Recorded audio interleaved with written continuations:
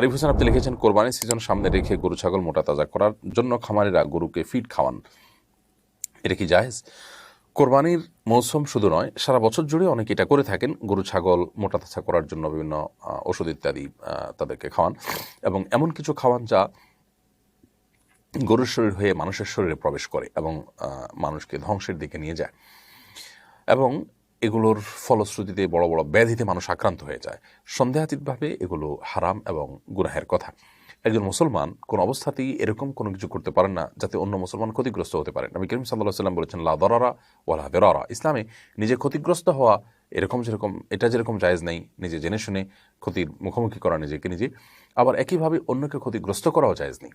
এজন্য কোনো মুসলমান এর ক্ষতি হতে পারে, কোনো মানুষের ক্ষতি হতে পারে, কোনো মানুষ মৃত্যুর দিকে আপনার ধাবিত হয়ে যেতে পারে, কিংবা তার কোনো রোগ স্থায়ী হয়ে যেতে পারে, বড় কোনো রোগের মুখোমুখি হতে পারে, এমন কোনো কাজ করা সম্পূর্ণভাবে হারাম। এটা মানুষ হত্যা করার শামিল। বিধায় আমাদের এই সমস্ত বিষয়ে যে সমস্ত ভাইরা ব্যবসা বাণিজ্য করছেন তাদেরকে আমরা আল্লাহর ভয় যেন তাদের অন্তরে জাগ্রত হয়, আল্লাহর সামনে দাঁড়াতে হবে। দিন শেষে ব্যবসা বাণিজ্য সব কিছু থেকে যাবে, আমাদের আমল আমাদের কর্মগুলো নিয়ে আমাদের আল্লাহর সামনে দাঁড়াতে হবে। বিধায় আমরা যেন আল্লাহকে ভয় করি এবং এই ধরনের হারাম কাজ থেকে আমরা সরে আসি, এবং মুনাফা আমরা কম করব এবং চেষ্টা করব হালাল উপার্জন করে নিজে যদি আর্থিক অনটন থেকে খুব বেশি বের হতে না পারি তবু সেটাকে মেনে নিব, তারপরও আমি হারামকে কোনো অবস্থাতে মেনে নিব না। শফিকুল ইসলাম আপনি লিখেছেন, কোরবানির পশু লাইভ ওয়েটে বিক্রি করা যাবে কিনা, অর্থাৎ খামার থেকে গরু স্কিলে ওজন করে মেপে কেনা যাবে কিনা। শুধুমাত্র আমি এটা ন্যায্য মূল্য দিয়ে কিনছি নাকি আমি ন্যায্য মূল্য এর সাথে বেশি দিয়ে কিনতে হচ্ছে, এ বিষয়টাকে জাজ করার জন্য আপনি এ ধরনের স্কিলের ব্যবহার করতে পারেন।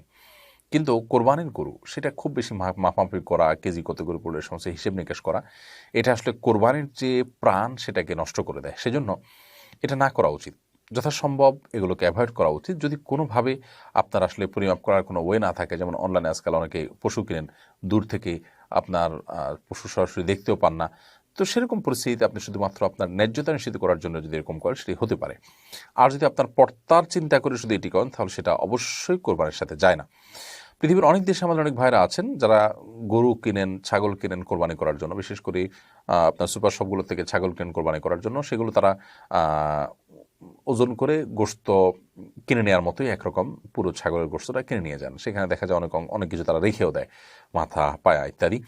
তো এরকমটি করা জায়েজ নাই। পুরো পশুটা আল্লাহর জন্য কোরবানি করবেন এবং পুরাটাই আপনি আল্লাহর জন্য নিয়ে যাবেন। সেখানে গরু গোশতর মতো বা ছাগল গোশত আমরা কিনি যে সেরকম আপনি যদি কিনে নিয়ে যান তাহলে সেদের কোরবানি হবে না। বাকি আপনার গরু আপনিই কোরবানি করবেন, আপনার ছাগল আপনিই কোরবানি করবেন, পুরোটাই আপনার হাতে আসবে। জাস্ট এটার ন্যায্যতা নিশ্চিত করবার জন্য আপনি স্কেল দিয়ে মাপলেন, তাহলে সেক্ষেত্রে সেই স্কেলে মাপাটা জায়েজ হবে। মামুন লিখেছেন, টাকা থাকার পরও যদি কোরবানি না দেয় তাহলে কি পাপ হবে? ফোকাহে হানাফের মতে কোরবানি দেওয়া সামর্থ্যবান সচ্ছল মানুষদের জন্য ওয়াজিব। অতএব টাকা আছে, সামর্থ্য সচ্ছলতা আছে, কোরবানি তার উপরে বর্তা, এরপরে যদি তিনি কোরবানি না দেন অবশ্যই তিনি গুনাহগার হবেন। যদিও যে সমস্ত উলামা ইকরাম এটাকে সুন্নত মুআক্কাদা বলেছেন, তাদের মতে সেটি সুন্নত মুআক্কাদা তরক করলে যে ক্ষতি হবে সেই ক্ষতি হবে, আপনার ওয়াজিব তরক করার গুনাহ হবে না। কিন্তু সর্বাবস্থায় গুনাহ বা ক্ষতি হবে এতে কোনো সন্দেহ নেই, কারণ সুন্নত মুআক্কাদারাও ওয়াজিবের প্রায় কাছাকাছি। যাই হোক, তো আমার দেশে বেশিরভাগ মানুষ হানাফি থট ফলো করেন। সে থটের আলোকে সচ্ছলতা থাকার পরও যদি কেউ কোরবানি না দেন তিনি অবশ্যই গুনাহগার হবেন।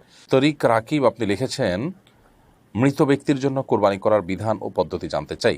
মৃত ব্যক্তির জন্য কোরবানি করা, তার তরফ থেকে কোরবানি করা জায়েজ আছে। সে কোরবানিটা অনেক উলামা ইকরাম বলেন যে জীবিতদের পক্ষ থেকে কোরবানি হবে, তার পাশাপাশি মৃতদেরকে শরীক করা যাবে। আবার অনেক উলামাদের মতে জীবিত ব্যক্তিদের জন্য যেরকম পৃথক কোরবানি করা যায়, সম্পূর্ণ স্বতন্ত্র একটা ছাগল আপনি একজন মৃত ব্যক্তির জন্য তার তরফ থেকে কোরবানি করলেন, এটি করা যেতে পারে। এটার জন্য বিশেষ কোনো পদ্ধতি নেই, বরং আপনি নিয়ত রাখলেন যে আল্লাহ এটা অমুকের তরফ থেকে আমি করছি, অমুক মৃত মানুষের তরফ থেকে করছি, বাস এটুকু নিয়ত করা যথেষ্ট। এবং এটার গোশত আপনার নিজের কোরবানির গোশত যেরকম আপনি খেতে পারেন, এটাও আপনি খেতে পারেন, বন্টন করতে পারেন এবং গরিবদেরকেও দান করতে পারেন। মানতের গোশত যেরকম, মানতের কোরবানির গোশত যেরকম পুরোটা দান করে দিতে হয়, এটা সেরকম না যে সবটুকুই আপনাকে দান করে দিতে হবে, আপনি বাধ্য, ব্যাপারটা